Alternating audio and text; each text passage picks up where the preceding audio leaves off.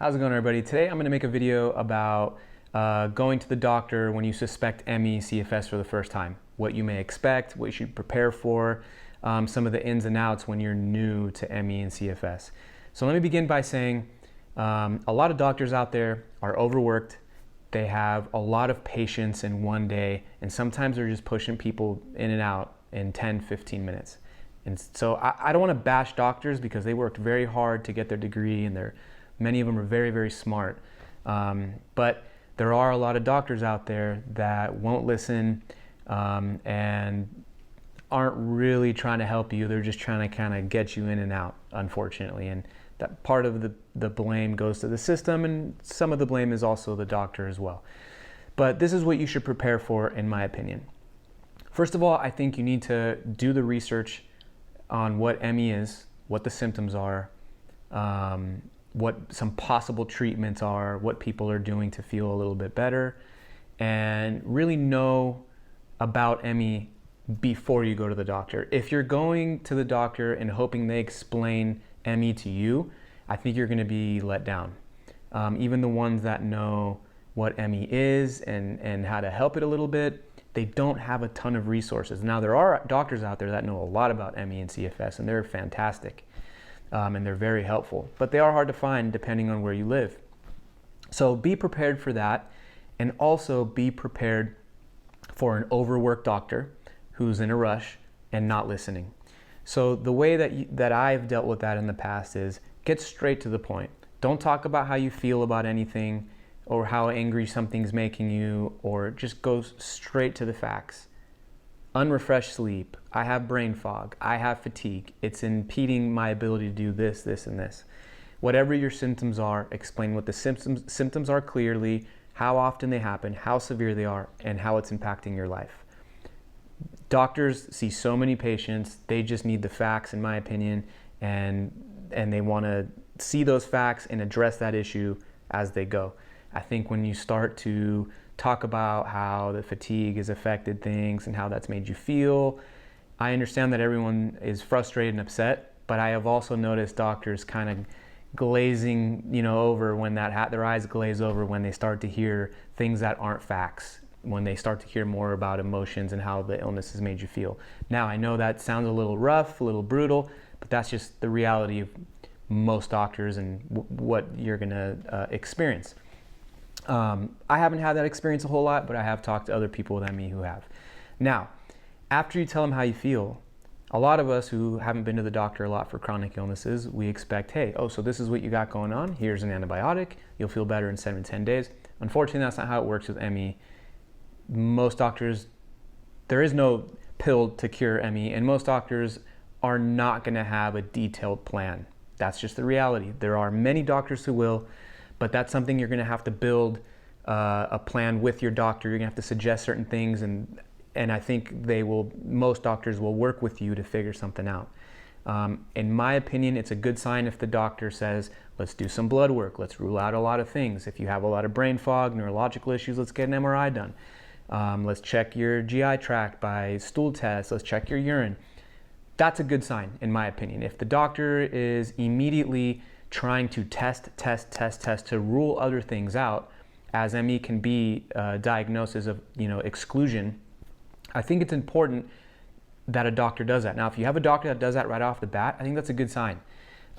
If the doctor right off the bat, without any evidence to suggest that you are depressed or have anxiety or overstressed, if they allude to that right away and kind of are blaming the patient for the symptoms that they have, I think that's a bad sign. That's just my opinion. I'm not giving medical advice. I just think that's a bad sign to immediately kind of jump to that conclusion. Now, obviously, if you're under a ton of stress and you have signs of depression, you should address those things. Those things can affect ME. They can affect illness. That's something you should address. But if that's what the doctor kind of interrupts you, doesn't listen to you, dismisses you, and then just jumps right into, maybe you should try some antidepressants, here's some Xanax, call me in a month. I think if they go right to that, in my opinion, those are some red flags. Does it mean the doctor's wrong? No, he might be right. He or she might be right. But I do think it's more important to, with my experience, I think it's more important to rule out a lot of other issues through blood work and MRIs and stool tests and urine and all these different things that you can do.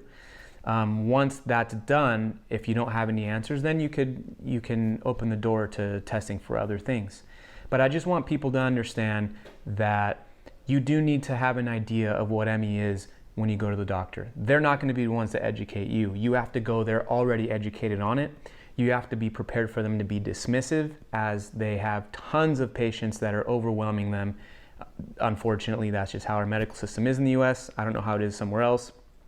And you have to be prepared for that. Don't take it personally. I don't think the doctors are doing it because they don't like you or believe you. Some do. Some doctors are super dismissive and say, you're fine. And if that happens and you obviously are sick, find another doctor if they're just dismissing you. That's not something that you should put up with, in my opinion. So really this video is just to warn new people that it is tough when you first start finding the right doctor. Many will be dismissive, many will be rushing you, many will jump to just want to give you pills to see if they can numb you out, to see if that makes you feel better. So just be aware of that, be prepared for that so it doesn't catch you off guard when you go. And then once you find that right doctor, it really is great. I'm blessed to have a great doctor. I have an open line of communication with him, and it is very helpful. They do tests. Sometimes I'll read of new tests that can conclude you have ME or CFS, or point to ME or CFS, and he's happy to do it.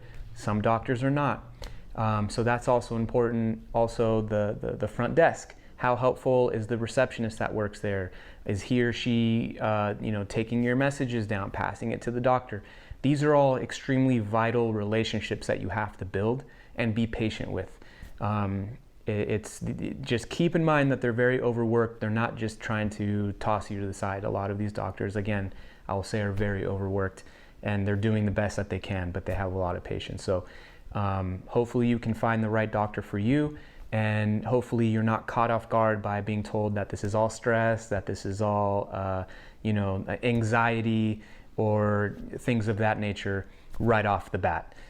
Try to get tests done, try to get blood work done, try to get as many tests as you can afford to get done to rule other things out, because it could be something else. If it's your first few times of the doctor, it could be many other illnesses. It could be MS, it could be lupus, it could be so many other things that mimic ME. You want to make sure that that's not what's going on, and a good doctor will do that. So I hope that your journey finding a good doctor is not as rough as it has been for many others, because I know it's been rough for many other people, and I hope you find the right doctor out there. And doctors who see this video, I don't know how many doctors will see this video, please be patient with people coming in with ME and CFS. They're sick, they've been sick a long time, they've been dismissed a lot, they don't know what's going on, so be patient with them, listen to them, help them out. All right, until next time, take care.